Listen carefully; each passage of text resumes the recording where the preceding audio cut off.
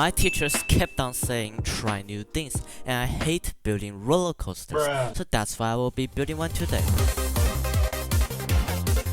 Rule number 1, I have only 1 hour to build a coaster. Rule number 2, the coaster must be approved by the coaster master, none other than Stealth Dynamics. If he does not reply or approve of the coaster, I will have to decorate it with whatever you want.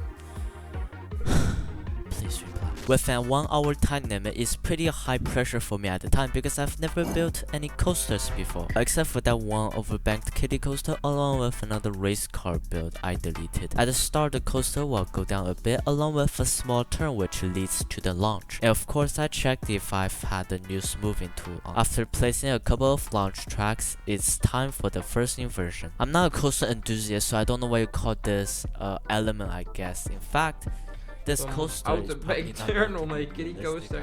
Interesting.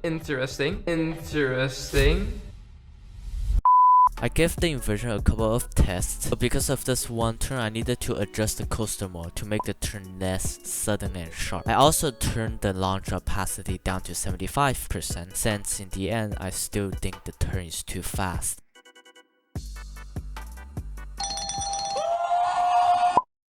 With the first part of the coaster finished, I was feeling great. So I finally moved on to the next section where the coaster goes into this S-turn, then into the U-turn which leads to the first row of the coaster. I did struggle a bit at the start, but in the end the transition to the road looked just fine. Also keep in mind that I can see the timer besides the background music I've put on. Even if it's rough, I still moved on because in my head I thought I was at 20 minutes. Then I spent a bit of time thinking where the coaster is going to go from here and decided that you should go up into the middle of the first inversion and down into the other section of the ride, which is the block break. And yes, I did use the normal break, but we don't talk about that. Since the transition into the block break is kinda wonky, so I fixed that too.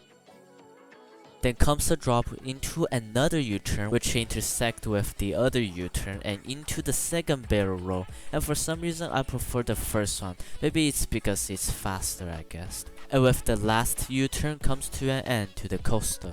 Then I spent the rest of the time smoothing the coaster, changing its color, and I decided to check my phone for the time, and I realized that I have a whopping 10 minutes left. With the coaster done, I uploaded the POV as unlisted and sent it to Stealth Dynamics, and the wait began.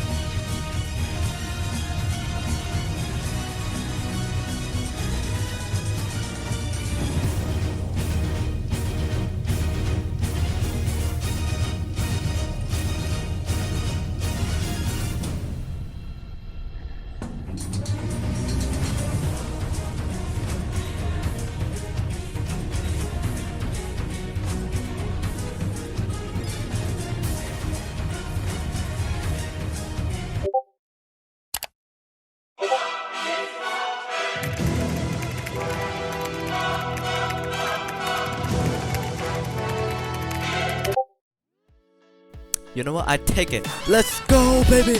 Woo!